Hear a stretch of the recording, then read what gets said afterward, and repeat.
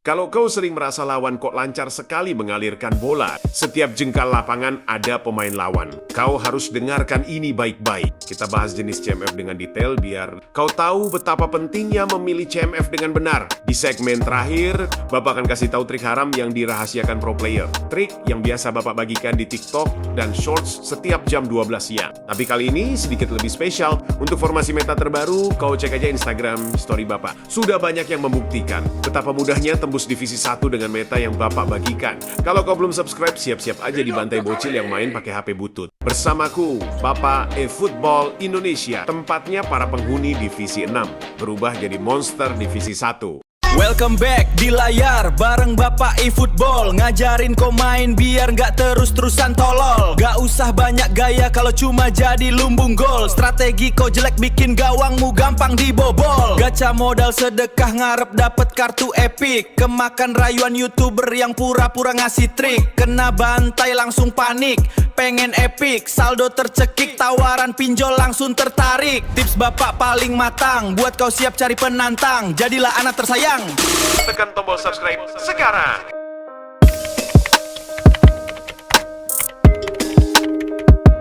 Posisi yang sering dianggap biasa, sekedar pelengkap starting 11. Padahal, inilah pusat permainan. Kalau striker adalah penyelesai dan DMF adalah pelindung benteng, maka CMF adalah penghubung semuanya. Dia yang membuat permainan mengalir, dia yang menentukan tempo, membantu pertahanan, sekaligus memberikan opsi taktik di lini serang. Dan dia juga yang paling sering disalahgunakan. Banyak pemain memilih CMF hanya dari rating atau dari nama besar. Padahal, tipe CMF yang salah malah bisa merusak seluruh sistem permainanmu. Karena tidak semua CMF bergerak dengan cara yang sama. Ada yang mengatur seperti orkestrator, ada yang berlari tanpa henti seperti box to box, dan ada yang hidup dari celah kecil seperti hole player. Akan saya lawan. Kita mulai dari orkestrator. Ini tipe CMF yang paling tenang. Dia tidak terlalu agresif, tidak banyak sprint, dan jarang terlihat sibuk. Tapi dia justru dia adalah pusat aliran bola. Pergerakan orkestrator sangat unik. Dia selalu mencari sudut passing, menjauh dari lawan saat tim sedang menyerang untuk siap menyambut second ball. Turun sedikit saat build up, membuka badan, dan menawarkan jalur aman. Makanya, kalau kau sering langsung menyerang, orkestrator akan terasa hilang. Karena perannya memang bukan menusuk, tapi mengatur arah permainan. Kelebihan terbesar orkestrator adalah kontrol tempo. Passing kelas atas yang sering membuat pekerjaan striker lebih mudah, dia membuat permainan lebih stabil, build up lebih rapi, dan transisi terasa lebih tenang. Shoot luar kotak penalti yang mematikan. Keseimbangan dan dribble akurat yang tinggi membuat dia enak untuk melewati lawan. Tapi ada kelemahannya kalau timmu bermain terlalu cepat atau terlalu direct. Orkestrator sering tertinggal ritme. Dia juga bukan tipe yang aktif mengejar bola. Jadi kalau kehilangan bola, yang berharap dia langsung sprint seperti box to box. Belum lagi, biasanya kontak fisik sangat mudah kalah. Karena itu orkestrator sangat cocok untuk possession ball atau gaya bermain yang sabar. Skill yang wajib dimiliki, one touch pass, low pass tinggi, through passing, dan ball control.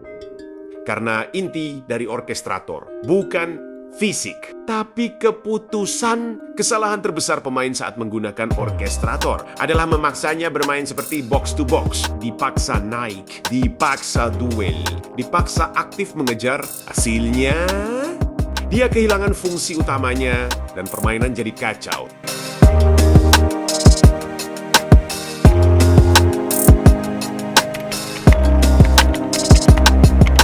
Ini adalah pemain paling wajib dimiliki oleh skuad manapun dan gaya main apapun. Kebalikan dari orkestrator yang mengatur box to box menghidupkan permainan, dia ada di mana-mana, membantu build up, masuk ke depan, turun membantu bertahan, lalu naik lagi.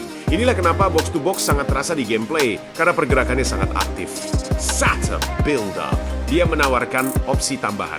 Saat menyerang, dia masuk sebagai gelombang kedua. Dan saat kehilangan bola, dia sering jadi pemain pertama yang kembali. Kelebihan terbesar box to box adalah energi. Dia membuat lini tengah terasa hidup. Secara ajaib kadang bisa masuk ke kotak penalti. Kontak fisik kuat, skill passing lumayan. Dan biasanya punya kemampuan tembakan jarak jauh yang menakjubkan. Tapi justru itu juga kelemahannya. Karena terlalu aktif, dia sering meninggalkan ruang. Kalau timing permainanmu buruk, kehilangan bola saat mode menyerang. Atau terlalu sering sprint, box to box akan terlambat kembali. Dan area tengah jadi kosong. Ini alasan kenapa banyak pemain merasa timnya gampang ditembus. Padahal masalahnya ada di pergerakan CMF. Box to box sangat cocok untuk semua gaya main. Skill yang wajib dimiliki, stamina tinggi, intersection, one touch pass, dan fighting spirit. Karena tanpa stamina, perannya akan mati di babak kedua. Kesalahan terbesar saat menggunakan box to box adalah membiarkannya sendirian mengontrol lini tengah. Gocek-gocek dengan menggunakan box to box adalah kesalahan terbesar. Karena dia bukan penjaga posisi. Dia pemain dinamis, sang pemantul di lini tengah. Kalau dipasangkan dengan pemain yang terlalu ofensif, tim akan kehilangan keseimbangan.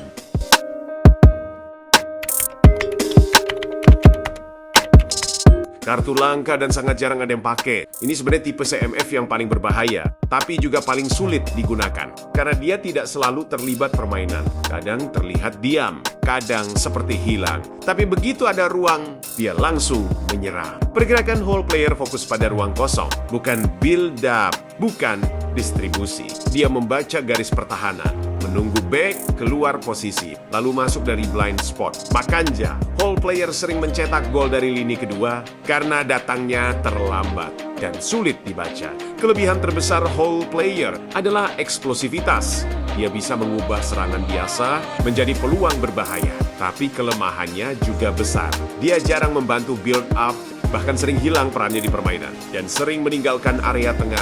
Kalau dipasang di sistem yang butuh kontrol, tim bisa kehilangan koneksi. Whole player sangat cocok untuk sistem cepat, atau tim yang bermain vertikal, seperti quick counter, atau possession ball. Skill yang wajib dimiliki, finishing, offensive awareness, first time, sword, dan acceleration. Karena tugas utamanya adalah menyerang ruang secepat mungkin, kesalahan terbesar saat menggunakan whole player adalah menjadikannya playmaker. Dipaksa turun terlalu dalam, dipaksa mengatur tempo, dipaksa jadi pusat build up, makanya terasa nggak berguna.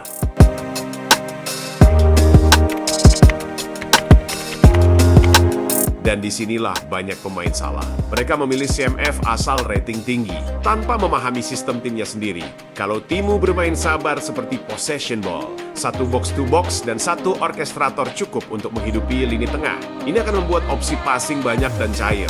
Kalau serangan balik, gunakan dua box to box dan DMF rusak dengan instruksi bertahan di DMF. Kau main dengan quick counter.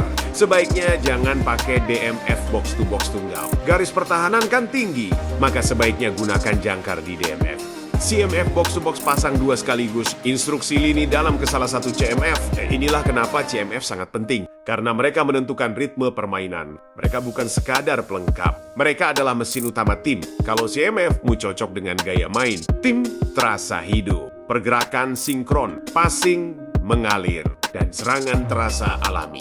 Tapi kalau salah, semuanya terasa berat. Build up lambat, transisi kacau, dan area tengah mudah ditembus. Jadi sebelum memilih CMF, jangan cuma lihat rating, lihat cara timmu bermain, lihat tempo permainanmu, dan lihat apa yang sebenarnya dibutuhkan timmu. Karena CMF yang tepat bukan yang paling tinggi ratingnya, tapi yang paling cocok dengan cara timmu bergerak.